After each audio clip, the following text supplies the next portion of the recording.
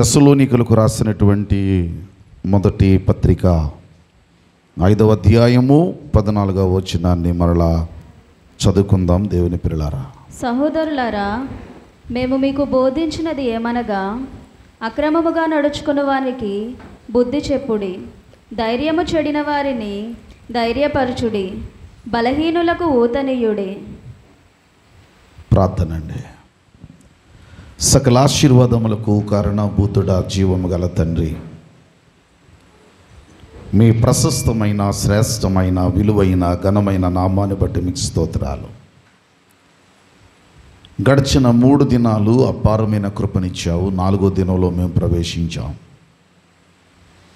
మీ మాటలు ధ్యానించటానికి సన్నద్ధమవుతున్న ఈ తరుణంలో వినుబుద్ధిని మా హృదయాలకు మీరు పుట్టించి నీ వాక్యంపై మా మనస్సులు ఉంచగలిగినట్లుగా మీ మాటలు మేము ధ్యానిస్తూ ఉండగా మా మనోనేత్రములు వెలిగించబడినట్లుగా మీ కృపను మా పట్ల ఉంచుమని ప్రార్థిస్తున్నాను.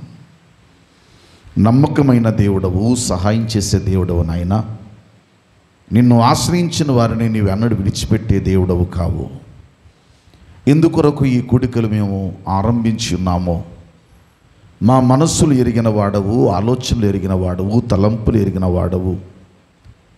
తలంపు పుట్టక మునిపే మీ మనస్సును గ్రహిస్తున్నానని వాక్యంలో సెలవిచ్చి మా జీవితాల్లో ఎన్నో మేలు చేస్తున్న దేవుడవు నాయన. మా హృదయాంతరంగాలలో ఉండే కష్టాలు, మా జీవిత ప్రయాణములో ఉండే సమస్యలు, విపత్కరమైనటువంటి పరిస్థితుల్లో వీటన్నిటిని నాయన నీవు చూస్తున్న దేవుడవు. నీ వాక్కును పంపి ఇశ్రాయేలును బాగు చేసినట్లుగా మా జీవితాల్లో కూడా నీ వాక్కు చేత మమ్ములను భద్రపరచుమని, బాగు చేయమని ప్రార్థిస్తున్నాను. నీ సహాయమును మా పట్ల ఉంచుమని మనవి చేస్తున్నాను. అనేక మంది నాయన నీ మాట వింటున్న పిల్లలు ఉన్నారు. వారిని దీవించండి, సహాయం చేయండి. కృపయు క్షేమమును దీవెన దయచేయమని, మమ్మల్ని మీ స్వాధీనములో ఆధీనములో ఉంచుమని, దయగలిగిన హస్తమును తోడుగా ఉంచుమని, భద్రపరచుమని, మహా ఉన్నతమైన దేవునితో నడిపించగల మీ చేతుల్లోనికి మమ్మల్ని మేమే అప్పగించుకుంటూ వాక్యమును నేర్చుకుంటూ ఉండగా మా ఆత్మీయ నేత్రాలు తెరవబడినట్లుగా సహాయం చేయవలసిందిగా, వాక్యములో లోతైన భావాలు మేము గ్రహించగలిగే భాగ్యమును ఇమ్మని ఈమను మా ప్రభును ప్రియ రక్షకుడైన యేసుక్రీస్తు వారి ఘననామములో మీకు వినయముతో వేడుకొని ప్రార్థిస్తున్నాను మా ప్రియ పరలోకపు తండ్రి, ఆమేన్. ఘనమైనటువంటి దేవదేవునికి మొదటిగా నా హృదయపూర్వకమైన స్తుతులు, స్తోత్రాలు తెలియపరుస్తూ, దేవుని మహోన్నతమైన దయను బట్టి గడిచిన 3 దినాలు అద్భుత రీతిగా సహకారం అందించిన మీకు మనస్ఫూర్తిగా 2 చేతులు జోడించిన హృదయపూర్వకమైన వందనాలు తెలియజేస్తున్నాను. సహోదరులకు కూడా వందనం తెలియపరుస్తున్నాను. ఈ 4వ రోజులోనికి మనం ప్రవేశించాం. అపోస్తలుడైనటువంటి పౌలు గారు తెస్సలోనికయలో ఉన్న సంఘానికి ఈ మాటలు జ్ఞాపకం చేస్తూ 5వ అధ్యాయంలో 14వ వచనం మనం చదువుతున్నాం. ఏమని అక్కడ రాస్తున్నాడంటే, అక్రమముగా నడుచుకునే వారికి ఏం చెప్పండి? బుద్ధి చెప్పండి. బలహీనులను లేక ధైర్యము చెడిన వారిని ఏం చేయండి? ధైర్యపరచండి. బలహీనులకు ఏమివ్వండి? ఊతమయ్యుడే. దేవుని పిల్లలారా, ఒక అద్భుతమైన ఆలోచన అపోస్తలుడైనటువంటి పౌలు ఈ తెస్సలోనికయలో ఉన్న సంఘానికి రాస్తున్నాడు. ఈ సంఘానికి ఈ మాటలు రాయడం గల కారణం ఏంటంటే, యేసుక్రీస్తు ప్రభు యొక్క రాకడ గురించి చెబుతున్నాడు ఈ అధ్యాయంలో. ఈ అధ్యాయం వివరించడం నా ఉద్దేశం కాదు, కానీ లోకములో బ్రతుకుతున్న వాళ్ళు ఎలాగున్నారో ఒక్క మాట నేను మీకు జ్ఞాపకం చేస్తాను. దయచేసి అదే 5వ అధ్యాయంలో దయచేసి 2వ వచనం చదువుదాం. క్షమించాలి, 3వ వచనం చదువుదాం. లోకులు కొంచెం కంగారు లేకుండా నెమ్మదిగా. లోకులు నెమ్మదిగా ఉన్నది, భయమేమీ లేదని ఏమనుకున్నారట లోకస్తులు? నెమ్మదిగా ఉన్నది, భయమేమీయూ లేదని చెప్పుకొనుచుండగా. చాలండి. లోకం ఎలా ఉందంటే నెమ్మదిగా ఉన్నది, భయమేమీ లేదు అనుకుంటుందట. బాగా వినాలి, లోకానికి భయం లేదట. బ్రతుకుతున్న మన జీవితాల్లో, ఆత్మీయంగా ఉన్న మన జీవితాల్లో మనకు అడుగడుగున కూడా ఏం కనబడుతున్నాయి? భయాలే కనబడుతున్నాయి. లోకంలో బ్రతుకుతున్నవాడు ఏమనుకున్నాడంటే మనకు భయం ఏమీ లేదు, మనకి ఏం పర్వాలేదు, బాగున్నాం అనుకుంటున్నాడు. ఆత్మీయంగా ఉన్నవాడు ఎలాగుండాలని చెప్తున్నాడంటే 11వ వచనంలో చదువుదాం చూడండి. కాబట్టి మీరిప్పుడు చేయుచున్నట్టుగానే ఒకనికొకడు, అంటే ఇప్పుడు చేయుచున్నట్టుగా అంటే సంఘానికి ఎంత బాధ్యత అప్పగించాడో, ఎంత బాధ్యతగా వాళ్ళు ఉన్నారో మీరు గమనించాలి. ఏంటంటే వీళ్ళు చేసేది అంటే మళ్ళీ చదువుదాం చూడండి. కాబట్టి మీరిప్పుడు చేయుచున్నట్టుగానే ఒకనికొకడు ఆదరించి ఒకనికొకడు క్షేమాభివృద్ధి కలుగజేసుకోండి. మీరు లోకస్తుల్లాగా ఉండకండి. లోకస్తులున్నవాడు నాకు భయమేమి లేదు, పర్వాలేదు, బాగున్నాం అనుకుంటున్నాడు. మీరు అలాగ అనుకోవద్దు, మీరు అలాగ ఆలోచన చెయ్యొద్దు. మీరు ఎలా ఉండాలో తెలుసా? మీరు ఒకరికొకడు ఆదరించుకోవాలి. ఒక మాట నాకు గుర్తొస్తూ ఉంది. నేను కూడా ఉదయం నుంచి ఖాళీగా లేను. నేను కూడా ఈరోజు దేవరపల్లిలో దైవజనుల మధ్యకి వెళ్ళి వాక్యం ప్రకటించి నేను సాయంకాలమే వచ్చాను. రైట్, మనసు పెట్టండి. నేను మరలా మీ మధ్య ఉండడానికి దేవుడు భాగ్యం ఇచ్చాడు. బాగా ఆలోచించగలిగితే నేను దారిలో వస్తుండగా ఒక ఆలోచన నాకు మొదలైంది. ఏంటో తెలుసా? ఇంత కూడికలు పెట్టారు కదా, అంటే బలహీనలను బలపరచమంటున్నారు. మరి ఈయన మనమైతే బలహీనలు అయిపోయి ఉండొచ్చు. ఆయన ఏంటి పరిస్థితి? ఆయనకి ఏంటి పరిస్థితి? ఆయన ఏమైనా బలంగా ఉన్నాడా, లేకపోతే ఆయన ఏమైనా గొప్పోడా, లేకపోతే ఆయనకి ఏమైనా అన్నీ బాగున్నాయా? ఇలా చాలా ఆలోచనలు చాలామందికి వస్తూ ఉంటాయి కదా.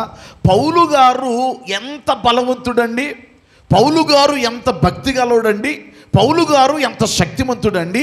పౌలు గారు ఏమంటాడు తెలుసా? కొరింథీ సంఘానికి పత్రిక రాస్తూ ఒక మాట తెరవండి.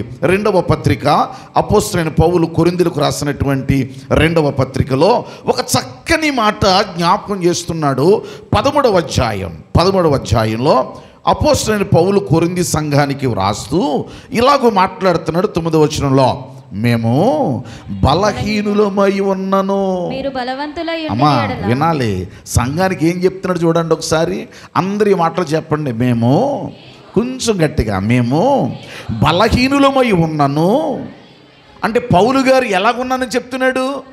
నేను బలహీనంగానే ఉన్నాను. నేను బలహీనంగా ఉన్నానని మీరు బలహీనంగా ఉండకూడదు. అందుకని ఏమంటున్నాడు చూడండి, మేము బలహీనులమై ఉన్నను, మీరు బలవంతులై ఉండవలనని ఉండిన ఎడల మేము సంతోషిస్తాము. మా సంతోషం ఏంటో తెలుసా? మేమేదో బలవంతులుగా ఉన్నామని కాదు, మేము కూడా బలహీనులమే. మళ్ళీ చదువుతాం చూడండి. మేము బలహీనులమై ఉన్నను.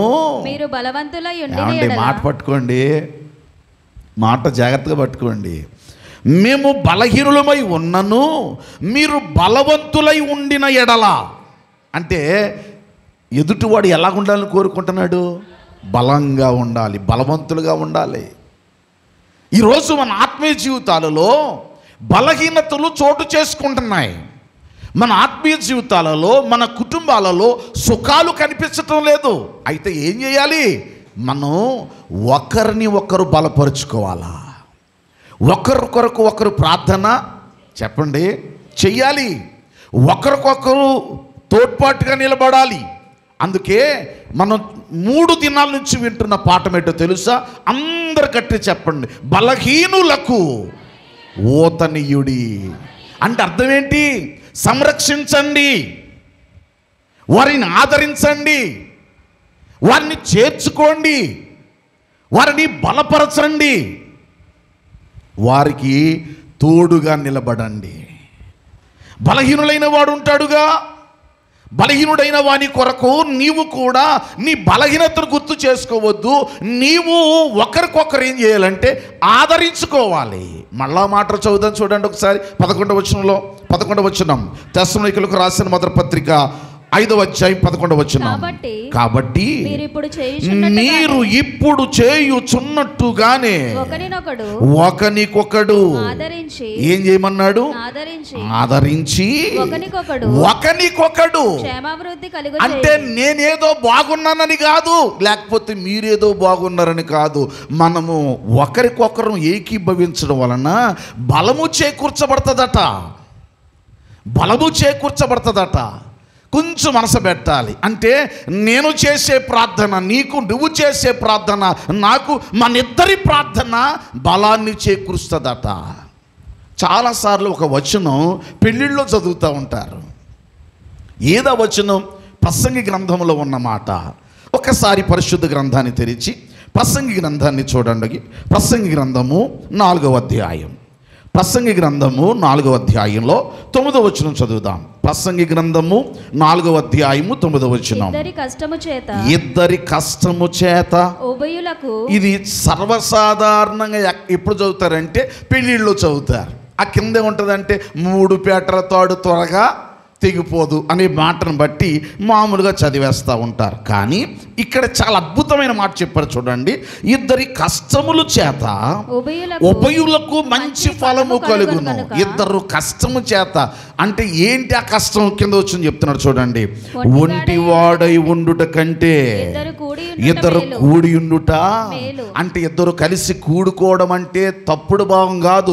కూడుకొనుట అంటే కలుసుకొనుట, సహవాసం చేయుట, ఒకరినొకరు. గత రాత్రి కూడా మీకు జ్ఞాపకం చేశాను. సమస్యలు, కష్టాలు, వేదనలు, బాధలు, కఠోర పరిస్థితులు మన జీవితాల్లో మనకు ఎదురవుతున్నప్పుడు మనం ఏం చేయాలో తెలుసా? ఒకరినొకరు పిలుచుకొని, ఒక ఇంటి దగ్గర ఒకరు పిలుచుకొని, ఒక ఇంటి దగ్గర అలాగూ ప్రార్థన కూడికలు ఏర్పరచుకొని సంఘములో ఉన్నటువంటి సహోదరి సహోదరులు కలుసుకొని ఏం చేయాలి? ఆదరణ పొందుకోవాలి. వారు ఆదరణ పొందుకోవాలి. ఆ మాట ఎంత అద్భుతంగా ఉంటుందో ఈ మాట చదువుతాం చూడండి. ఇద్దరు కూడినుట మేలు. ఎందుకట? వారు పడిపోయినను ఒకడు తన తోటి వారిని ఏం చేయును? అంటే ఒకడు పడిపోతున్నాడు అనుకోండి, తోటోడు ఏం చేస్తాడట? లేవనెత్తుతాడు. మనసు పెట్టండి రా. ఏం చేస్తాడు? లేవనెత్తుతాడు. వృద్ధాప్యంలోకి వచ్చిన తాతకి, అమ్మమ్మకి, నాన్నమ్మకి కూడా ఎవరు వెళ్తారు? మనవడు, మనవరాలు. మీరు ఎప్పుడైనా చూసారా? మనవడు మనవరాళ్ళు కూడా వెళ్తుంటే ఈ తాత పెద్ద ఫీల్ అయిపోతాడు. నిజానికి ఈ తాత పడిపోతే ఈడేమైనా లేవదీయగలడా? ఏమైనా చేయగలడా? కానీ ఆ మనవడు నడుస్తున్నాడు అనుకోండి, వీడికి ఏదో పెద్ద కొండంత ధైర్యం ఉన్నట్టు. ఒక మాట చెప్తానే, మీరు ఎప్పుడు ఆలోచించారా? సైకలాజికల్గా ఆలోచించండి. మనవడు అనుకుంటున్నాడు మా తాత ఉన్నాడు నాకు అనుకొని నడుస్తున్నాడు. తాత అనుకుంటున్నాడు నాకు ఎవరున్నారు? మనవడు ఉన్నాడు నడుస్తున్నాడు. అంటే ఇద్దరు ఏమనుకుంటున్నారు? ఇద్దరు ఏమనుకుంటున్నారు? నాకు ఆడున్నాడు, నాకు వీడున్నాడు. అంటే ఇద్దరు మీరు ఆలోచించండి. ఇద్దరి మనసులో ఏంటో తెలుసా? ఒకరి మీద ఒకరు ఆనుకున్నారు. నీ ఆత్మీయ జీవితంలో ఆత్మ సంబంధమైన దేవుని పిల్లలారా, నీ ప్రార్థన కూడా ఏకీభవించినదై ఉండాలి. ఇక్కడ ఎంత అద్భుతంగా మాట్లాడతాడంటే, వారు పడిపోయినను ఒకడు తన తోటి వారిని ఏం చెయ్యును? లేవనెత్తును. 12వ వచనం. ఒంటరిగా ఒకని మీద మరి ఒకడు పడిన ఎడల ఇద్దరు కూడి. అమ్మా, ఎదిరించాలన్నా ఎదురుండాలంట, ఆదరించుకోవాలన్నా ఎదురుండాలట. మనసు పెట్టండి రా. ఇద్దరు ఉండాలట. మళ్ళీ చెప్తాను, ఎదిరించాలన్నా ఎంతమంది ఉండాలా? ఇద్దరు ఉండాలట. ఒంటరిగా ఉన్నవాడి కంటే పక్కన ఎవడని ఉంటే ఎంత ధైర్యం. అందుకే మన పెద్దోళ్ళు కూడా కర్ర పట్టుకొని వెళ్ళేవారు. అమ్మా, ఏం పట్టుకొని? ఏ కర్ర ఉంటేటో ధైర్యం అండి. అంటే ఒకటి ఆనుకునేది ఉంటే ధైర్యం. నీ ఆత్మీయ జీవితంలో కూడా ఇది చాలా ప్రాముఖ్యం. నువ్వు శత్రువుని ఎదిరించాలన్నా నీకొకరు సహాయం కావాలి. ఈవేళ నీ ఇంట శత్రువు ప్రవేశించాడు. వాడు చాలా వేధిస్తున్నాడు, వాడు చాలా బాధ పెడుతున్నాడు. నువ్వు శత్రువును జయించాలన్నా నీ శక్తి కంటే నీ తోటివాడి శక్తి నువ్వు తీసుకుంటే ఎంత గొప్ప ఆశీర్వాదమో. అందుకే ఇద్దరు ఏకీభవించి ఏం చేయాలట? చెప్పండి ఏం చేయాలి? ఇక్కడ ఈ ప్రసంగి గ్రంథాన్ని మనం పెళ్ళిళ్ళలో చదువుతాం, కానీ నిజానికి ఇదే మాట యాస్టీస్గా యేసు ప్రభు వారు కూడా చెప్పారు. ఎక్కడ చెప్పారు? తెరవండి మత్తయి సువార్తలో. మత్తయి సువార్త 18వ అధ్యాయం. అందరూ గ్రంథాలు చూడండి, చక్కగా చదవగలిగిన వారు స్పష్టంగా చదవండి, జాగ్రత్తగా మాటలు చూడండి. మత్తయి సువార్త 18వ అధ్యాయము 19వ వచనం. 18-19. మరియు మీలో ఇద్దరు తాము వేడుకొను దేనిని గూర్చి అయినను. నేనేం బాధపడను, మళ్ళీ జాగ్రత్త చదువునా. మరియు మీలో ఇద్దరు తాము వేడుకొనిన దేని గూర్చి అయినను. భూమి మీద ఏకీభవించిన అమ్మా, భూమి మీద ఏం చేసిన ఎడల ఏకీభవించిన. అందుకే ఈ కుడికెలు ఇది ఏకీభవించి చేసే ప్రార్థనలు. నా ఇంటి దగ్గర కూడా నేను చేసుకోవచ్చు, మీ ఇంటి దగ్గర మీరు చేసుకోవచ్చు. ఇది ఏకీభవించి చేసే ప్రార్థనలు. ఇది పిలిస్తే వచ్చే ప్రార్థనలు కాదు, నీ హృదయంలో ఉన్న భారాన్ని బట్టి కదిలి వచ్చే ప్రార్థనలు. ఇద్దరు ఏకీభవించి, మళ్ళీ చదువున్నాను, ఇద్దరు ఏకీభవించి ప్రార్థన చేసిన ఎడల అది పరలోకమందున్న నా తండ్రి వలన వారికి ఏంటట? దొరుకుతుందట. ఇప్పుడు మళ్ళీ చెప్తానే, ఇద్దరు ఏకీభవించి ప్రార్థన చేస్తే పరలోకం తండ్రి వలన దొరుకుతుందట. ఇద్దరు ఏకీభవించి నిలబడి పోరాటం చేస్తే ఎదుట శత్రువుని జయించొచ్చట. ఇద్దరు ఏకీభవిస్తే ఒకడు పడిపోతే మరొకడు లేవనెత్తుతాడట. ఇందుకే మనము ఒకరికొకరు ఏకీభవించి ఆదరించుకోవాలి. ఇప్పుడు చెప్పండి, మళ్ళీ గట్టి చెప్పండి, బలహీనులకు ఓతనీయుడి. అంటే ఎందుకు నువ్వు ఓతనివ్వాలి? ఎందుకు నువ్వు అతన్ని ధైర్యపరచాలి? ఎందుకు నీవు అతన్ని బలపరచాలి? ఎందుకు అతన్ని నువ్వు ఆదరించాలి? ఎందుకు అతన్ని నువ్వు సంరక్షించాలి? ఎందుకని నీ జీవితంలో అతని కొరకు నీవు ఆలోచించాలి అంటే, మన ఆత్మీయ జీవితాల్లో చాలా ప్రాముఖ్యమైన సంగతి మీ జ్ఞాపకం చేస్తున్నాను, మనసు పెట్టండి. ఒక్కొక్కడి జీవితం ఎట్లా ఉంటుందో తెలుసా అండి? సామెతల గ్రంథం త్వరగా చూడాలి. సామెతల గ్రంథం 12వ అధ్యాయము 25వ వచనం. 12వ అధ్యాయం 25వ వచనం. మళ్ళొక్కసారి స్పష్టంగా చదవండి. ఒకని హృదయములోని విచారము, దాన్ని అంటే దేన్ని? దాన్ని కృంగజేయునంటే దేన్ని? హృదయాన్ని. పైకి బాగానే ఉన్నాడు, లోపల కుమిలిపోతా ఉన్నాడు.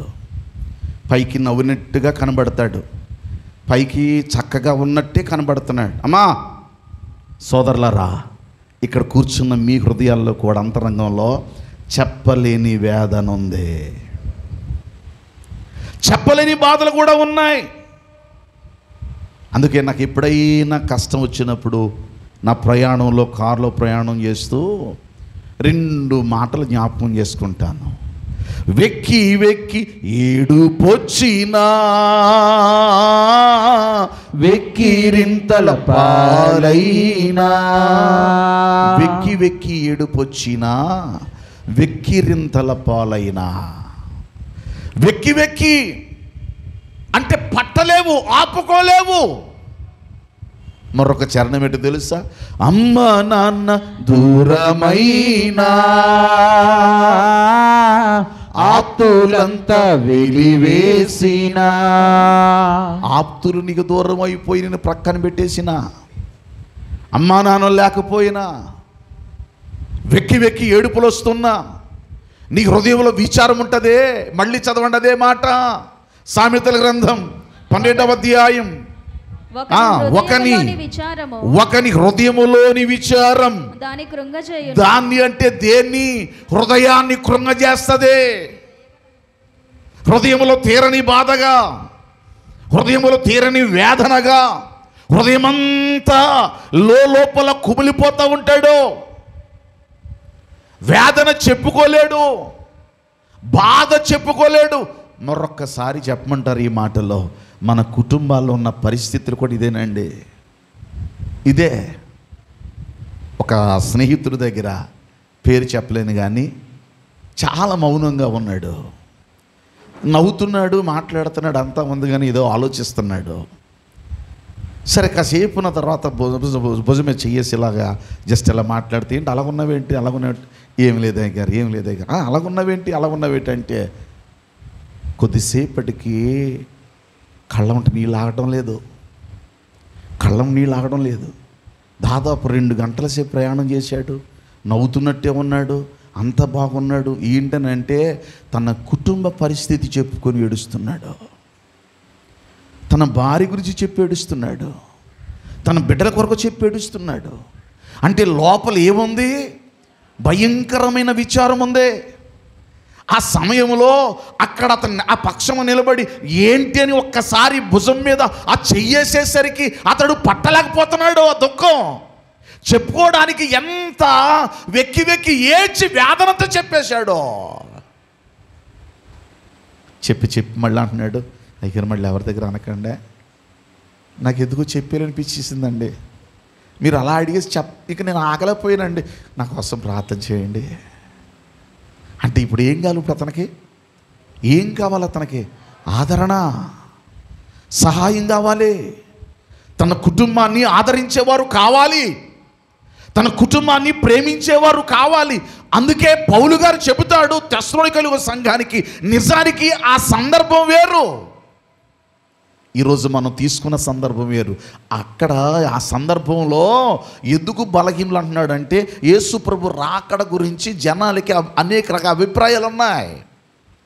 వాటి గురించి చెప్పబడిన మాట. కానీ ఈరోజు మనకెందుకు వర్తింపజేస్తుందో తెలుసా? ఈరోజు నీ ఆత్మీయ జీవితంలో నీవు ఎలాగుండాలో తెలుసా? నీవు బలపడాలి. అనేకులను ఏం చేయాలి? బలపరచాలి. ఇశ్రాయేలులకు యుద్ధం గురించి కొన్ని మాటలు చెప్పాడు. ఇశ్రాయేలు నడిపిస్తున్నప్పుడు మోషే నాయకత్వంలో వాళ్ళకి కొన్ని మాటలు చెప్పాడు. ఆ మాటలన్నిటిలో ఒక ప్రధానమైన మాట మీకు వచనం చూపిస్తాను, చూడండి.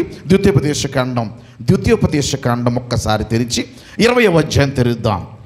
ద్వితీయోపదేశకాండము 20వ అధ్యాయం అందరూ తెరిచే మాట చూడాలి. ద్వితీయోపదేశకాండము 20వ అధ్యాయంలో అందులో ఒక చక్కని మాట వ్రాయబడింది. 8వ వచనం చదువుతున్నా, ఎవరైనా చదవండి. నాయకులు జనులతో ఎవడు భయపడి, అమ్మ మనసు పెట్టాలి, నాయకులు జనులతో ఎవడు భయపడి మెత్తని గుండెగల అమ్మ మనసు పెట్టాలి.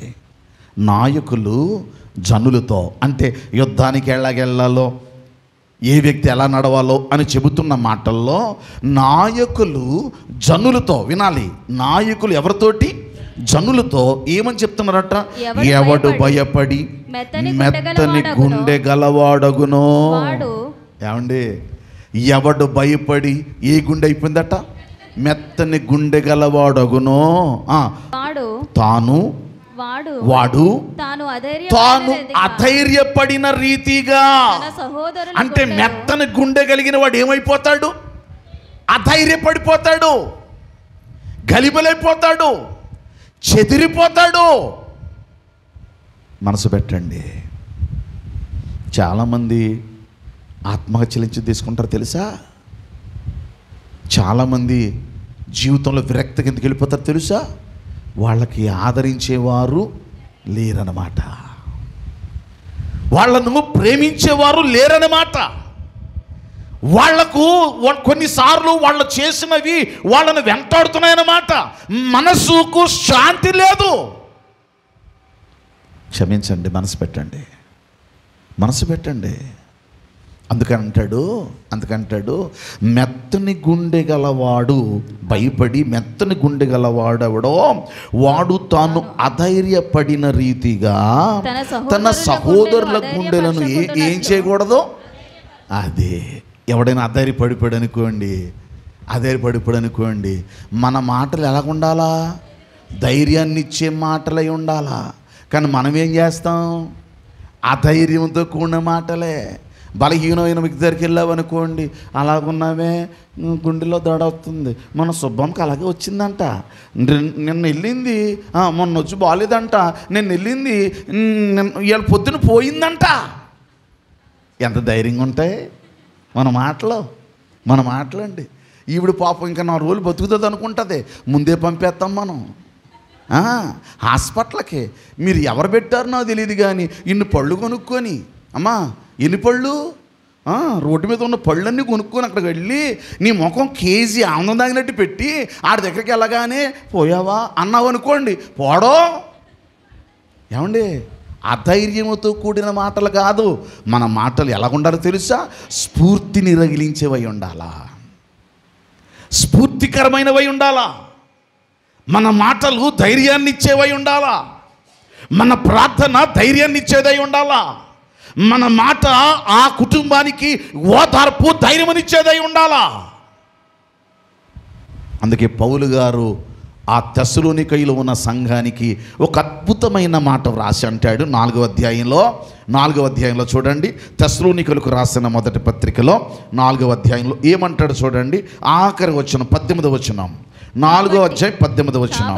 కాబట్టి మీరు ఈ మాటల చేత ఒకనికొకడు ఏం చేయాలట?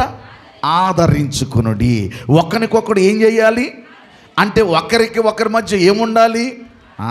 అందుకే ఆదరించును బాధలయందు ఆవరించెను అన్ని వేళలా. మళ్ళీ పాడదాం. ఆదరించును బాధలయందు ఆవరించెను అన్ని వేళలా. ఆదరించును బాధలయందు అంటే బాధలలో నీవు ఆదరణకర్తగా నిలబడాలి, నువ్వు ధైర్యమనిచ్చే వ్యక్తిగా నిలబడాలి. దైవ జనాంగమా, మన ఆత్మీయ జీవితాలు అలాంటివై ఉండాలి. మనం కృంగిపోయిన వ్యక్తిని, బలహీనుడైన వ్యక్తిని మనం గుర్తు చేసుకోవాలా. నా జీవిత ప్రయాణంలో ఒక భయంకరమైనటువంటి శ్రమ. ఏంటి శ్రమ? ఇలా చూస్తే చాలు బిల్డింగ్ అంతా తిరిగిపోతున్నట్టుండేది. కళ్ళు ఇలా చూడలేకపోయేవాడిని, చూస్తే మొత్తం బిల్డింగ్ అంతా తిరిగిపోతున్నట్టుండేది. చాలా హాస్పిటల్ అయిపోయినాయి, అంత తిరిగేసి అంత అయిపోయింది. మా అక్క దగ్గరికి వెళ్ళాను, మా అక్క దగ్గర కూర్చున్నాను. అమ్మా, మొత్తం పాపాలన్నీ అప్పుడే గుర్తొచ్చేస్తాయి వరుసగా. అందుకని టేప్ రికార్డ్ పెట్టుకొని పాట, ఎందుకో ఈ ఘోర పాపిని చేరదీశావు ప్రభువా. పోతానని భయం కదా, అది ఏ జబ్బో తెలీదు. 1 రోజు 2 రోజులు కాదు, 4 రోజులు పైబడి ఉంది. ఏముంది నాలో నీ పరిశుద్ధత లేదే, అయినా నన్ను ప్రేమించితివే. పొలోమ నీళ్ళు గారిపోతా ఉండి ఏడ్చేస్తా ఉండి ప్రభు చూడలేకపోతున్నాను, ఇదే నా పని. మొదటినా కూడా ఇలాగ ఎట్టివారు నాకు. కళ్ళు ఇలా చూస్తే చాలు బిల్డింగ్ మీద అడిపోయినట్టు. 4 రోజుల తర్వాత రాజా హాస్పిటల్కి వెళ్ళి చలంగారని ఆయన దగ్గరికి వెళ్ళి బ్లడ్ టెస్ట్లు చేసి అన్నీ చేసిన తర్వాత డాక్టర్ గారు మందు రాసి అన్నాడు, కంగారు పడకండి, మీకు బ్లడ్లో షుగర్ తక్కువ ఉంది, అందుకే అలాగే అయింది అని టానిక్ ఇచ్చాడు. టెఫీన్ అని పోయింది. ఇంకా ఘోర పాపను పాటలేదు. ఇంకా 4 రోజుల పాట ఎన్ని రోజులు? 4 రోజులండి. వదిలిపెట్టలేదు పాట. నేను మంచం మీద అదే పాట, తిండి తింటున్న అదే పాట, ఇక మరో మాట లేదు నా నోట రాలేదు. ఏ పూట ఏ చోట ఒకటే పాట, ఘోర పాపిని చేరదీశావు లేవనెత్తావు. క్షమించండి. ఇప్పుడు ఒక్క మాట నీకు ఏమీ లేదనగానే నాకు ఏమొచ్చేసింది? నిజంగానే అలా మూతలు వేసుకున్నాను. ఎక్కడికి అయిపోయింది తెలదో. ఇక్కడ అరుణ్ ప్రసాద్ గారు అయిపోయారు, నాకు బాగా ఫేమస్ కలెక్టర్ గారు. నన్ను ఎంత ప్రేమించేవాడు ఆయన. నేను వెళ్తే చాలు లోపల పిలిచేసి సీక్రెట్గా చూసేసేవాడు. ఆయన చాలా మళ్ళీ నిష్ఠాగరిస్తాడు. మీకు చాలామంది తెలుసో తెలీదో. ఎవరిని అలా గవ్వుకుని టచ్ చేయడు, కానీ నన్ను టచ్ చేసేవాడు. పైగా బేగా రానిచ్చాడు కాదు, ఆయన అయిపోయాడు. కనపడ్డ డాక్టర్ అందరూ అయిపోయారు. మన బలహీనతలు మన ఆత్మీయ జీవితంలో చాలా కృంగదీస్తాయి, చాలా కృంగదీస్తాయి. ఇప్పుడు బలహీనుడైన వ్యక్తికి ఎవరు కావాలా? ధైర్యమునిచ్చేవాడు కావాలా, ధైర్యాన్ని ఇచ్చేవాడు కావాలా, బలాన్ని చేకూర్చేవాడు కావాలా. ఇదిగో వీళ్ళకి చెబుతున్నాడే, మీరు బలహీనులకు ఓతనీయుడి అని ఎందుకంటున్నాడంటే, ఒకవేళ గుండె బలహీనుడైన వాడు ఉంటాడు. ఒకవేళ ఇక్కడ మనందరు కూర్చున్న మనందరి మాటల్లో ఏమన్నా చెప్పమంటారా? నేను బాగున్నాను అనుకుంటే, ప్రవక్త అయిన యెషయా పలికిన ఒక మాట చూడండి పరిశుద్ధ గ్రంథంలో. ప్రవక్త అయినటువంటి యెషయా పలుకుతున్నాడు. మొదటి అధ్యాయం, యెషయా గ్రంథం మొదటి అధ్యాయం 5వ వచనం.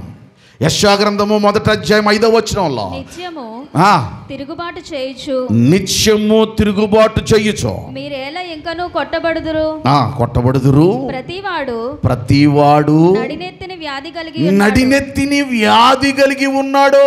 ప్రతివాని గుండె, అండర్లైన్ చేసుకోండి, ప్రతివాని గుండె బలహీనమయ్యను. అమ్మా, ప్రతివాని గుండె ఎలా ఉందట? బలహీనత. ఏదో విషయంలో, ఏదో ఒక శ్రమలో, ఏదో ఒక కష్టంలో నువ్వు బలహీనతలో ఉన్నావు. ఏం చేయాలి? బలహీనులకు మనం ఏం చేయాలి? ఊతనియ్యాలి.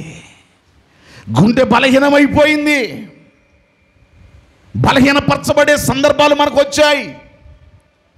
ఇప్పుడే చదువుకున్నాక ప్రసంగి గ్రంథంలో, ఇద్దరు ఏకీభవిస్తే ఎదిరించొచ్చట, ఇద్దరు కూడి ఉండటము మేలట. ఒకడు పడిపోతే ఒకడు లేవదీస్తాడట. అందుకే ఒకరికొకరు ఏముండాలట? ఆదరణ, క్షమాభివృద్ధి కలుగు చేసుకోవాలట. అలాగూ చెయ్యాలంటే బలహీనుడైన వానికి మనం ఎలా మారాలి?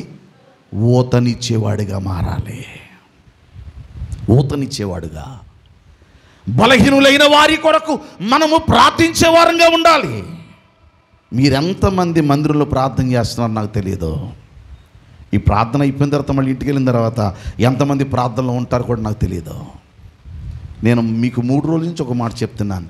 మీకు ఎప్పుడు సమయం దొరికితే, ఎక్కడ సమయం దొరికితే, ఎప్పుడు గుర్తొస్తే అప్పుడు నీవు ఇతరుల కొరకు ప్రార్థన చేయి. నీ కొరకు కూడా నువ్వేం చెయ్యి? గట్టి చెప్పండి, ఏం చెయ్యి? ప్రార్థన చేయి. మానొద్దు. మనము బలపరుచుకునేది, ఊతనిచ్చేది, ధైర్యాన్ని ఇచ్చేది, మన యొక్క జీవితాలలో బలహీనమైన మన స్థితిలో నుంచి మనం లేపబడాలంటే, మన శత్రువైనటువంటి సాతానును ఎదిరించాలంటే మనము ఏకీభవించాలి, కలిసి ప్రార్థన చేయాలి. భూమి మీద మనం ఏకీభవించి ప్రార్థిస్తే మన ప్రార్థన ఎవరు వింటారట? గట్టి చెప్పండి, ఆయన వింటాడు. నీ దేవుడు నిన్ను విడిచిపెట్టలేని దేవుడు కాదు తల్లి. నీ దేవుడు నిన్ను మర్చిపోయే దేవుడు కాదు. శ్రమలు తాళలేకపోతున్నావు, నాకు తెలుసు. నీ కష్టాలు నిన్ను చాలా కృంగదీస్తున్నాయి. నీ వేదన నిన్ను చాలా కృంగదీస్తుంది. నీ కఠోరమైన పరిస్థితులు నిన్ను చాలా చాలా చాలా అణగద్రొక్కుతున్నాయి. కానీ మన దేవుడు ఉన్నాడే, బలమైన దేవుడు అండి, బలమైన దేవుడు. అందుకే భక్తులు వాళ్ళ జీవిత అనుభవాల్లో నుండి రాసుకున్న పాటలు అవి. నమ్మకమైన దేవుడవయ్యా నీవే నాకు, నేనేమయ్యున్నా, ఏ స్థితిలో ఉన్నా నేనేమయ్యున్నా, ఏ స్థితిలో ఉన్నా ఇంకేమి కోరుకోనయ్యా, ఇంకేమి నాకొద్దయ్యా, ఇంకేమి కోరుకోను. ఎందుకంటే నా అనుకున్న వాళ్ళు ఎవరు నాకు లేరయ్యా, నమ్మకమైన దేవుడవైనా నీవే చాలు యేసయ్యా. ఆప్తులైన వారే హాని చేయ జూచిన మిత్రులే నిలువకుండినా. ఆప్తులైన వారే నన్ను హాని చేయ చూచిన మిత్రులే నిలవకుండినా. అబ్బా, ఏమి అనుభవంతో రాసుకున్నాడండి పాటలవి, అనుభవాల్లోంచి వచ్చే మాటలవి. నీకు ఆప్తులైన వారు, నీకు ప్రియమైన వారు, నువ్వు ప్రేమించేవారు, నీవు ఎవరైతే నా నా అనుకుంటావో వారే నీకు కొన్నిసార్లు నీకు దూరం అయిపోతున్నప్పుడు నీకు ఆదరణ కనిపించదు. నీ ఆత్మీయ జీవితంలో ఆదరణ కొదువైపోతుంది. అందుకే దైవ జనాంగమా, మనము ఒకరినొకరు ఏం చేయాలట? ఆదరించుకోవాలి, ఊతనివ్వాలి, పురికొల్పాలి, ప్రోత్సహించాలి, సంరక్షించాలి, కాపాడుకోవాలి, భద్రం చేసుకోవాలి.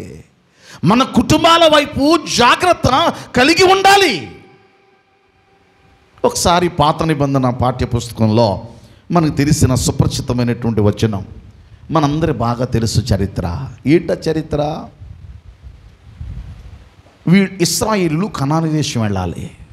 బాగా వినండి, ఇశ్రాయేలు కనాను దేశం వెళ్ళాలి. కనాను దేశం చేరుకోవడానికి ముందుగా అసలు ఆ ప్రాంతం ఎలాగుంటుందో వీళ్ళకి తెలియదు. ఎందుకంటే 430 సంవత్సరాలు బానిసలుగా బ్రతికారు, యుద్ధమే మర్చిపోయారు. ఇప్పుడు దేవుడు అన్నాడు నేను నడిపిస్తానంటే నడిచి వచ్చేస్తున్నారు. మోషే అన్నాడు, బాబు మిమ్మల్ని 12 మంది నిర్ణయిస్తున్నాం, మీ 12 మంది కలిసి కనాను దేశం వెళ్ళండి. ఇదిగో ఆ ప్రాంతం ఎట్లాగుంటుందో, అక్కడ మనుషులు ఎలాగుంటారో, అక్కడ ఉండేటువంటి ప్రదేశం ఎలాగుంటుందో మీరు చూసిరండి. అమ్మా వినాలి, ఏం చేసిరండి? చూసిరండి. మీకు తెలుసా, మన దేశాలు కనిపెట్టబడినవి ఇలాగే కనిపెట్టబడ్డాయి. చిన్న ఎగ్జాంపుల్ చెప్తాను. మనం ప్రపంచమంతా సుందరమైన దేశం అని పిలువబడే అమెరికా దేశం, ఆర్కిటిక్ అంటార్కిటిక్ సముద్రాలు, 2 సముద్రాల మధ్య, అంటే 2 సముద్రాలు ఒక స్థలములో కలుసుకుంటాయి. ఆ సముద్రాల మధ్య కొండలుంటాయి. ఈ సముద్రాల మధ్య కలుసుకునే వాళ్ళు, ఈ సముద్రాల మీద ప్రయాణం చేసేవారు, ఇటు ఆర్కిటిక్ ఇటు అంటార్కిటిక్ సముద్రాల మధ్య ప్రయాణం చేసే వాళ్ళు అందరూ వచ్చి ఆ కొండ దగ్గరికి వచ్చి ఆగిపోతున్నారు.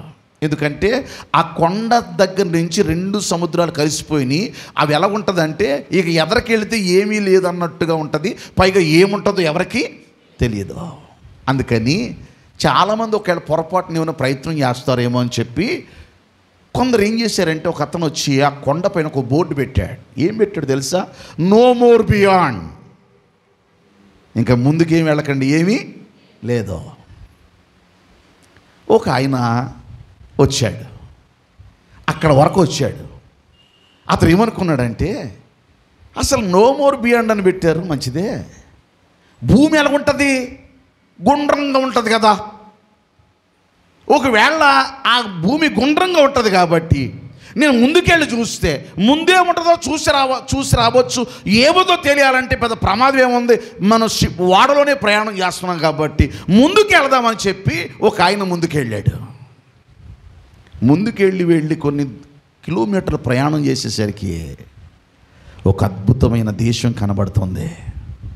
ఆ దేశాన్ని చూశాడు, ఆశ్చర్యపోయాడు.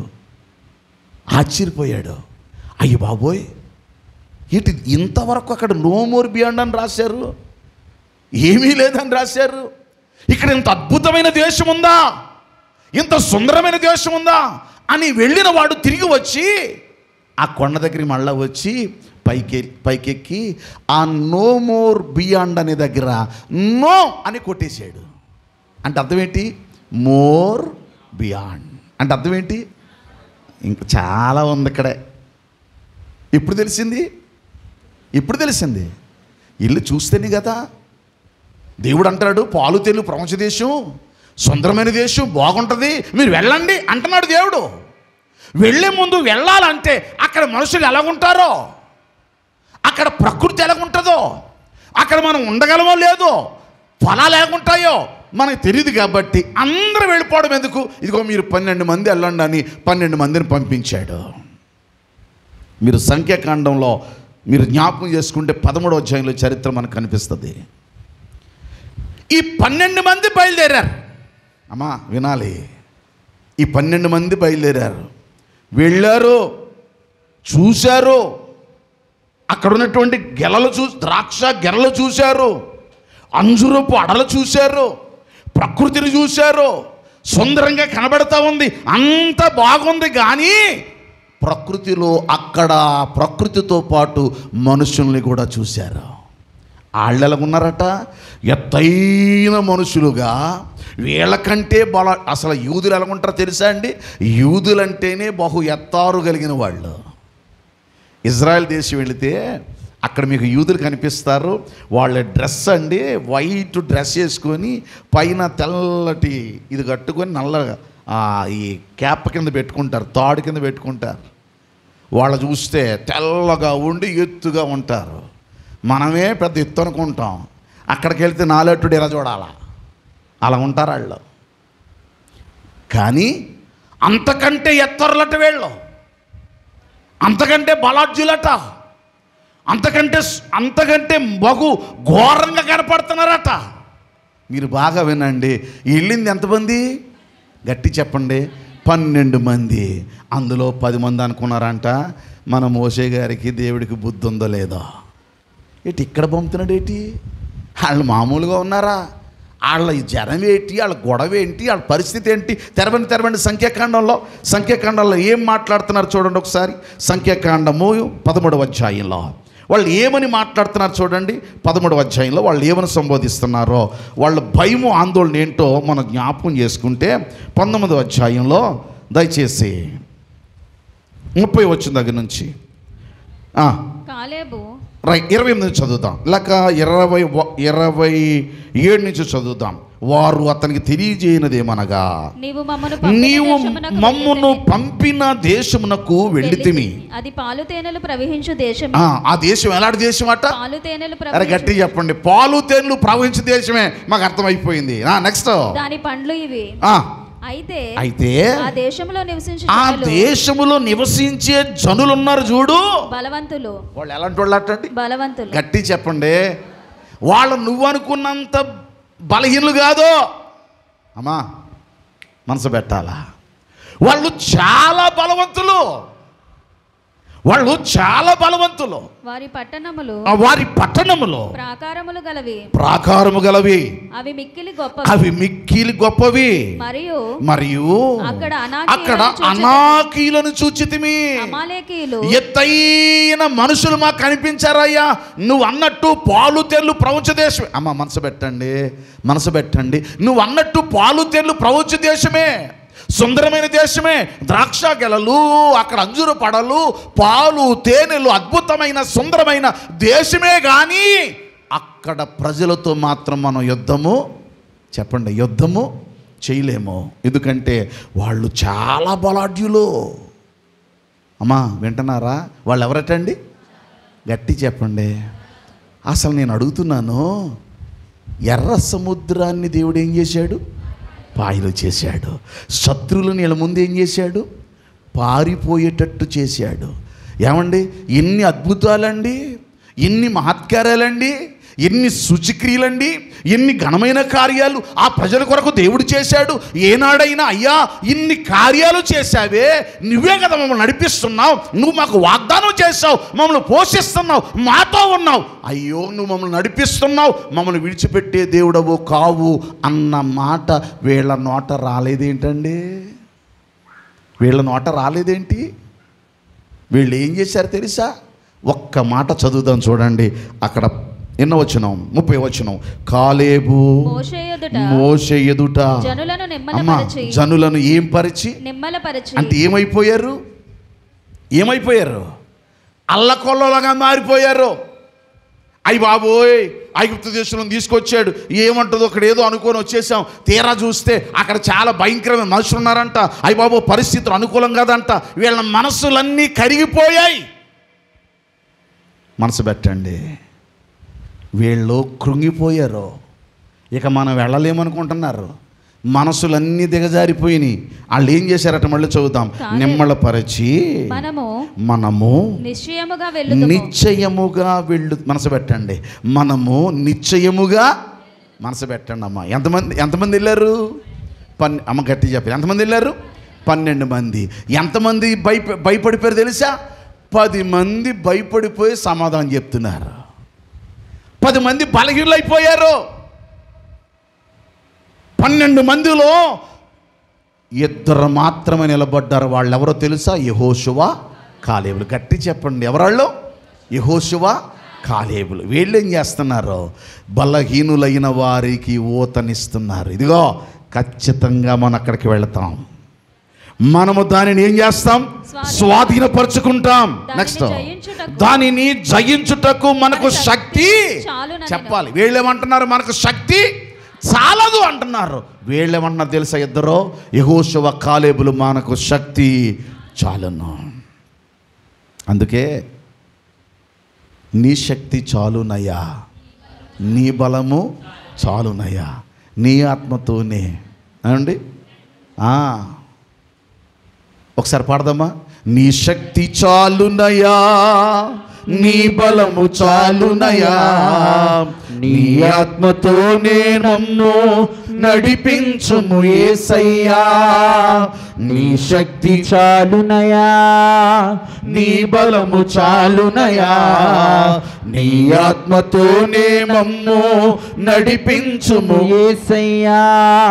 నాతో మాట్లాడుము యేసయ్యా,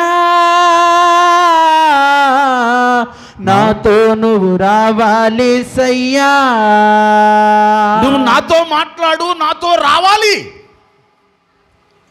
నీ శక్తి మాకు కావాలయ్యా. ఇద్దరు ఏ శక్తి మీద ఆధారపడ్డారు? దేవుని శక్తి మీద. చెప్పండి, ఏ శక్తి మీద? నేను మళ్ళా జ్ఞాపకం చేస్తున్నాను రా.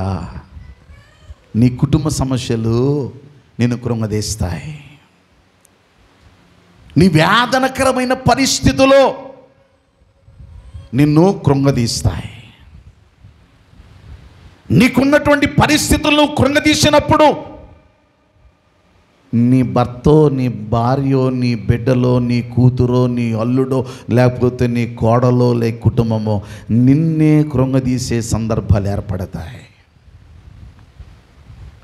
నీవు నేను ఏమవ్వాలో తెలుసా? దేవుని వాక్యం చేత మొదటగా నిన్ను నువ్వు బలం తెచ్చుకోవాలా. రెండవది, నీకు చేతనైతే బలహీనులైన వారిని అలిగిపోతున్న వారిని నువ్వేం చేయాలా? బలపరచాలి. మీకు ప్రారంభంలో జ్ఞాపకం చేశాను, మీరు బలంగా ఉన్నారా? పౌలంతుడు అంటున్నాడండి, నేనేదో బలవంతుడని కాదు, నేను బలహీనుడనైనా మీరు ఎలాగుండాలి? బలంగా ఉంటే నాకు సంతోషం. మీరు బలంగా ఉంటే నాకు సంతోషం. అప్పుడప్పుడు అంటాం కదా, నాకు లేకపోయినా ఒరే బాబు నువ్వు గొప్పగా ఉన్నావురా,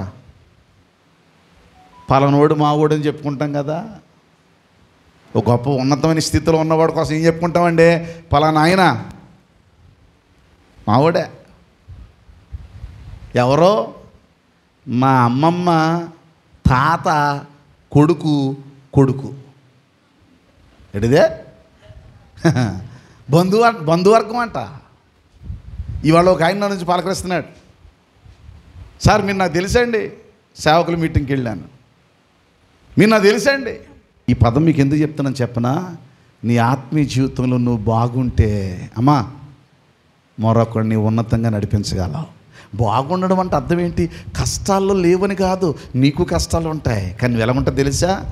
నీతిమంతుడు 7 మార్లు పడినను తిరిగి లేచును. వీడు పడతాడు మళ్ళా నిలబడతాడు, పడిపోతాడు మళ్ళా నిలబడతాడు. అందరూ అనుకుంటాడు వీడు అయిపోయాడు అనుకుంటారు, కానీ ఆడే నిలబడతాడు. ఎలా నిలబడ్డాడు రీడు? ఆడి వెనకాల ఉన్నది ఏంటో తెలుసా? మనోనిబ్బరం. ఎవరిచ్చారు? దేవుడు. ఎవరు నిలబెట్టారు? అందుకే శ్రమలోనైనా నన్ను విడువడు. వినబడింది కదా నాకు, ఎంత బాగా పాడారో. శ్రమలోనైనా నన్ను నడిపిస్తాడు నా దేవుడు, శ్రమలోనైనా నన్ను విడువడు.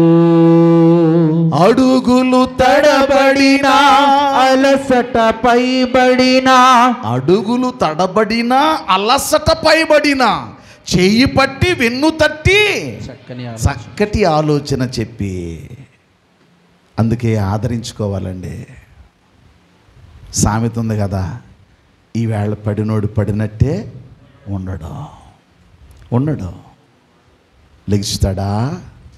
లోకమందరూ అనుకుంటారు వీడి పని అయిపోయింది, లోకమంతా అనుకుంటారు ఇంక వీడు ఇక లేగలేడు, లోకమందరూ అనుకుంటారు ఇంక అయిపోయింది. కానీ దేవుని కృప ఉంటే నువ్వు ఎంత అగాధంలో ఉన్న పైకి నిలబడతావు. దేవుని సహాయం ఉంటే ఎలాంటి పరిస్థితులైనా నిలబడతావు. ఈ రాత్రి ముగించకపోవడం, అందుకే చెప్పబడుతున్న మాట, మనము ఒకరినొకరు ఏం చేసుకోవాలా? ఊతనివ్వాలి, ధైర్యపరచాలి. సందర్భాలు బలహీనంగా ఉండవచ్చు, పరిస్థితులు బలహీనంగా ఉండవచ్చు. ఒకవేళ నీకున్న పరిస్థితులు, నీకున్న శ్రమలు, నీకున్న బాధలు, నీకున్న కష్టం, నీకున్న వేదన నిన్ను కృంగదీయొచ్చు. కష్టాల కొలిమి కాల్చివేసిన, శోకాలు గుండెను చీల్చివేసిన, కష్టాల కొలిమి కాల్చివేసిన, శోకాలు గుండెను చీల్చివేసిన, తన చిత్తం నెరవేర్చుతాడు, గమ్యము వరకు నన్ను చేర్చుతాడు. నిలబడిన వాడిని విడిచిపెట్టడండి, నిలబడిన వాడిని మర్చిపోడండి. నువ్వు నిలబడితే, అమ్మా ఒకవేళ నువ్వు అనుకుంటున్నావా నాకు పూలబాట లేదని, మనం ఆయన చేతిలో మనుషులమండి. ఎవరిని ఎలా చెక్కాలో ఎవరికి తెలుసు? దేవుని తెలుసు. 5 వేళ్ళు చూడడానికి సమానంగా ఉండవు కదండి. ఏమన్నా మీరు ఇలా కానీ కలిసేసరికి ఎలాగొచ్చింది? సమానం అయిపోయింది. కానీ దీన్ని తయారు చేసినప్పుడు దేవునికి ఒక ప్రణాళిక ఉంది. ఈ వేలు ఎలాగ ఉండాలో, ఈ వేలు ఎలాగ ఉండాలో, ఇవన్నీ ఎలాగ ఉండాలో ఆయనకు తెలుసు. మనం ఏమని అడగాలో తెలుసా? అయ్యా నన్ను నువ్వు చెక్కావు, నన్ను నువ్వు నిర్మాణం చేశావు, ఇదిగో నేను అనుభవించలేకపోతున్నాను. బైబిల్లో రాయబడిన మాట ఏంటో తెలుసా? ఆయనట మనము భరించలేనంత శోధనకి అప్పగించేవాడు కాడట. అంటే నువ్వు భరించగలవని ఆయనకి తెలిసిందనమాట. ఇప్పుడు నువ్వు భరిస్తున్నావు కదా, ఇప్పుడు నీ భారం తీసివేసేవాడు ఎవరు? దేవుడే కదా. ఎవరిని అడగాలి? దేవుణ్ణే. కొన్నిసార్లు తీడా ఇప్పుడే విన్నాను. గత 2 మాసాల క్రితం ఎలక్షన్కి ముందు ఇక్కడ మీటింగ్ పెడితే దైవజనుడు వచ్చాడు. ఇప్పుడు వీళ్ళ ఫోటో పెట్టారు, మోకాలు పైకి తీసేశారని, మోకాలు పైకి కాలు తీసేశారని ఫోటో పెట్టారు. గుండె బలహీనమైపోయిందని ఫోటో పెట్టారు. ఆశ్చర్యపోయాను. మొన్నే చూశాను, 2 మాసాల క్రితం చూశాను, చాలా బలంగా ఉన్నాడు. అరే ఇక్కడ నడిచి వచ్చాడు, మీటింగ్లో పాల్గొన్నాడు, బాగున్నాడు. అంత మునుపో దైవజనుడు చూశాను, మెరాలు ఇక్కడ కొంచెం లైట్గా, మీకు గతంలో కూడా చెప్పాను, నొప్పి వస్తుందని హాస్పిటల్కి వెళ్ళాడు. డాక్టర్లు చెప్పారు నువ్వు బ్రతకో, నీకు ఇక్కడ క్యాన్సర్ ఉంది, క్యాన్సర్ కంతి ఇక్కడ మెడ దగ్గర వేసింది, బ్రతకమని చెప్పారట. పిల్లలు ఇంకా చిన్నోళ్ళు, ఎవరిని ఏ దేవుడు ఎలా చెక్కుతున్నాడో తెలియదండి. శుద్ధి పట్టుకున్నాడు, శాన ఆయన చేతిలో ఉంది, చెక్కుతున్నాడు. ఒకవేళ చెక్కుతున్నప్పుడు ఆకారంలో సరిగా రావచ్చు, రావడానికి సమయం కూడా కొంత పట్టవచ్చు. బహుశా ఈ చెక్కబడుతున్నప్పుడు ఆ రాయి ఏమనుకుంటుంది? ఈడేటరా నన్ను ఇలా కొట్టేస్తున్నాడు ఏట్రా, ఇలా చెక్కేస్తున్నాడు ఏట్రా అనుకుంటుంది. కానీ ఆ తర్వాత చెక్కబడిన తరువాత దానికి చక్కని సుందరమైన రూపురేఖలు దిద్ది దాన్ని ఒక ప్రత్యేకమైన స్థలంలో పెడితే, ఏ రాయి కొట్టబడిందో, ఏ రాయి చెక్కబడిందో, ఏ రాయికి దెబ్బలు తగిలాయో అదే రాయి మీద పూలదండలు వేయబడతాయి. ఈరోజు నువ్వు కొట్టబడుతున్నావేమో, ఈరోజు నువ్వు కష్టంలో ఉన్నావేమో, ఈరోజు నువ్వు శ్రమలో ఉన్నావేమో, నువ్వు భరించలేకపోతున్నావేమో. నేను జ్ఞాపకం చేస్తున్నాను, నువ్వు భరించలేనంతగా నీ దేవుడు నేను విడిచిపెట్టాడు. ఒక్క మాట అడుగు, ప్రభువా నేను ఎంతవరకు భరించగలను నీకు తెలుసు కదయ్యా, నా బాధ, నా కష్టం, నా కన్నీళ్ళు, నా వేదన నీకు తెలుసు కదా. అమ్మ మీరు నా ఇంటికి వచ్చి నా కోసం ప్రార్థన చేయండి. అమ్మ మీ గృహంలో నా కోసం ప్రార్థన చేయండి. అయ్యా మీరు నా కోసం ప్రార్థన చేయండి. మనం అందరం కలిసికట్టుగా ఏం చేద్దాం? ప్రార్థన చేద్దాం. మన కుటుంబాలను నిలబెట్టుకుందాం. బలహీనులకు మనం ఏం చేద్దాం? ఊతనిద్దాం. మళ్ళీ రిపీట్ చేస్తాను, నేను మీ కొరకు ప్రార్థన చేయాలి, మీరు నా కొరకు. ఇదే తెస్సలోనికీయులకు రాసిన పత్రికలో ఒక్క మాట చదివిని ముగించేస్తాను. 5వ అధ్యాయం 25వ వచనం. 5వ అధ్యాయము 25వ వచనం. మరొక్కసారి 23వ వచనం. 23వ వచనం. సమాధానకర్తయగు దేవుడే మిమ్మును సంపూర్ణముగా ఒక్క నిమిషం. 25వ వచనం. 25వ వచనం నేను చదువుతాను. అందరూ చెప్పండి. సహోదరులారా, కొంచెం సౌండ్ పెంచకూడదా? సహోదరులారా, ఇంకా మనస్ఫూర్తిగానండి. సహోదరులారా, మా కొరకు ప్రార్థన చేయుడి. పౌలు గారికి కూడా ఏం కావాలి? ఎవరికి? ఎవరు అడుగుతున్నారు ఈ మాట? అమ్మా ఎవరు అడుగుతున్నారండి? పౌలండి. నీడ తగిలితే బాగుపడుతున్నారు. పౌలు వెళ్తుంటే వస్త్రం ముట్టుకుంటే బాగుపడుతున్నారు. పౌలు గారు వెళుతుంటే నీడ పడితే బాగుపడుతున్నారు, వస్త్రం పట్టుకుంటే బాగుపడుతున్నారు, మాట చెబితే బాగుపడుతున్నారు, రోగులు ఎలా బాగుపడుతున్నారు. అలాంటి వాడు అంటాడు, అయ్యా మా కొరకు ప్రార్థన చెయ్యండి. మేము బలవంతులమని కాదయ్యా, మేము బలహీనులమైనా మీరు బలవంతులుగా ఉంటే మాకు సంతోషమయ్యా. మీరు బలంగా ఉండాలి. అందుకే ఈ కూడికలో మేమేదో బలవంతులమని కాదు, మేమేదో జ్ఞానవంతులమని కాదు, మేమేదో పరిశుద్ధులమని కాదు, మేమేదో గొప్పోళ్ళమని కాదు. అమ్మా ముగించేస్తున్నాను. నీవు నేను బలవంతుడైన యేసుక్రీస్తునందు మనము సృష్టించబడిన వాళ్ళం. బలవంతుడు ఆయనే. ఆయనకున్న పేరు ఆశ్చర్యకరుడు, ఆలోచనకర్త, నిత్యుడగు తండ్రి. మధ్యలో మానేసే వాళ్ళ నన్ను మార్చేసావు. బలవంతుడైన దేవుడు ఆయన. ఏ దేవుడు? బలవంతుడైన దేవుడు ఆయన. బలవంతుడు. తల్ల వంచు, కళ్ళు మూసుకో. నీ సమస్య, నీ బాధ, నీ కష్టం, నీ కన్నీళ్ళు దేవుడు చూస్తున్న దేవుడు. అమ్మ ఊరకనే రాలేదు. మమ్మల్ని మిక్కిలిగా ప్రేమించిన మా ప్రియ పరలోకపు తండ్రి, మహోన్నతుడాన్ని శ్రేష్టమైన ఘనమైన నామమును బట్టి వందనాలు, స్తుతులు, స్తోత్రాలు తెలియజేస్తూ ఉన్నాం. గడిచిన 3 దినాలు మాతో మీరు మాట్లాడినందుకు వందనాలు. ఈ 4వ దినం ప్రభువా మీరు మాకు అందించినటువంటి మంచి మాటలను బట్టి వందనాలు. నీవు మాట్లాడే దేవుడు కనుక నీ వాక్యం ద్వారా మా హృదయాలకు అర్థమయ్యే రీతిలో మాట్లాడుతున్నందుకు నీకు స్తోత్రాలు. నీ దాసుని నిలవబెట్టుకుని తనకి ఎన్ని పనులున్నా, ఎన్ని పరిస్థితులు అడ్డుగా ఉన్నా వాటన్నిటిని జయిస్తూ సమయానికి మా యొద్దకు వచ్చి అందరి హృదయాలకు అవసరమైనటువంటి నీ వర్తమానం అందిస్తున్నటువంటి నీ దాసునికి మంచి ఆరోగ్యమును, శక్తిని, బలమును ప్రసాదించండి. దాసునికి ఇచ్చిన భార్య బిడ్డలను, కుటుంబమును, సమస్తమును దీవించండి. వారు బిడ్డలు చేస్తున్నటువంటి పరిచర్యని మీరు ఆశీర్వదించండి. మా కుటుంబాన్ని ఎందుకో నీవు ఎన్నుకున్నావు ప్రభువా. నీకు ఏమి ఇష్టమైందో మాకు తెలియదు. అబ్రహాము దేవా, ఇస్సాకు దేవా, యాకోబు దేవా, మా తండ్రి దేవా, మా దేవా, మా బిడ్డలకు కూడా నీ సేవను మీరు కృపలో ఇచ్చారు. నీకు ఇష్టమైతే మా తల్లిగారు కోరినట్లుగా మా పిల్ల తరములు నీ సేవలకుల కుటుంబముగా ఉండినట్లు సహాయమును అనుగ్రహించండి. నీ సన్నిధిలో మేము బోధించేవారు మాత్రమే కాకుండా బ్రతుకును మార్చుకునేవారిగా కూడా బ్రతకడానికి సహాయం చేయండి. అనేక మంది ప్రభువా ఈ స్థలంలో నీ మాటలు విని వారు గోడంతా మీ పాదముల చేత విన్నవించుకుంటూ ఉంటుండగా మా హృదయాంతర్యములను పరిశోధించి ఎరుగుచున్న దేవా నీకు వందనాలు. మా దినముల పరిమాణం ఎంత మాకు తెలిపే దేవా నీకు స్తోత్రాలు. రేపు ఏమి జరుగుతుందో, ఏమి సంభవిస్తుందో ప్రభువా మాకు తెలియని పరిస్థితుల్లో మేము సంచరిస్తూ ఉంటుండగా ఈ రాత్రి మీరు మాతో మాట్లాడిన ప్రతి మాటను బట్టి మీకు స్తోత్రాలు.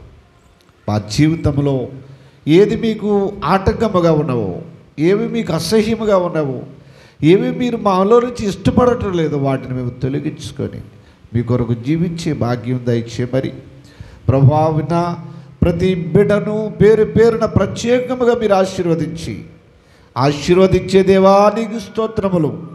బిడ్డలందరి కుటుంబాలను మీరు దీవించండి ప్రభువా. నీవు ఆకర్షించకపోతే ఎవ్వరు నీ సన్నిధికి రాలేరు. మీరు ఆశీర్వదిస్తే అది ఎన్నటికి ఆశీర్వదించబడుతుంది అని సెలవిచ్చి ఉన్నాం. నీకు ఇష్టమైతే బిడ్డలందరినీ మీరు ఆశీర్వదించండి. నీ వాక్యములో బ్రతకడానికి, వాక్య ధ్యానములో ఉండడానికి, వాక్య ధ్యాసలో ఉండడానికి, ఆ మాటలే మాట్లాడడానికి, అలాగే బ్రతకడానికి, అలాగనే మా యొక్క తలంపులతో జీవించడానికి నీ కృపను తోడుగా ఉంచమని ప్రార్థిస్తున్నాను. ఈ దినమందు పరిచర్య కొరకు ప్రతిదీ శుభ్రపరిచిన బిడ్డలను, మైక్ సిస్టాన్ని నడిపిస్తున్న బిడ్డలను, సంఘమును చేరదీస్తున్న బిడ్డలను, ఇక్కడ జరుగుతున్న ప్రతి కార్యము కొరకు ప్రయాసపడుతున్న ప్రతి బిడ్డను ప్రత్యేకముగా దీవించండి, ఆశీర్వదించండి. నీకు ఇష్టమైతే రానున్న 2 దినాలలో కూడా నీ మాటలు వినే అదృష్టాన్ని మా అందరికీ దయచేయండి. అంత మాత్రమే కాదు, మేము విని ఆదరించుకోవడానికి మిగిలిన బిడ్డలను ప్రభువా మేము బలపరిచి అనేక మందిని ఎందుకు రావటలేదో మేము తెలుసుకొని మాకున్న సమయాన్ని వారి దగ్గర వెచ్చించి ఆదరించి నీ సన్నిధికి తోడుకొచ్చే భాగ్యమును దయచేయమని, వాక్యమును ప్రభువా విడిచిపెట్టి కొట్టుకుని పోకుండా మా ఖాళీ సమయం అంతా మిగిలినటువంటి నీ సన్నిధికి దూరముగా ఉన్న బిడ్డలను ప్రోత్సాహపరచడానికి, ఆదరించడానికి, సంపాదించుకోవడానికి సహాయం చేసి దీవించమని మనవులు ప్రభువును రక్షకుడైన క్రీస్తు యేసు శ్రేష్టమైన నామములు ఈ మనవులన్నీ మీకు సమర్పించి వేడుకొని ప్రార్థిస్తున్నాను పరమ తండ్రి. ఆమేన్.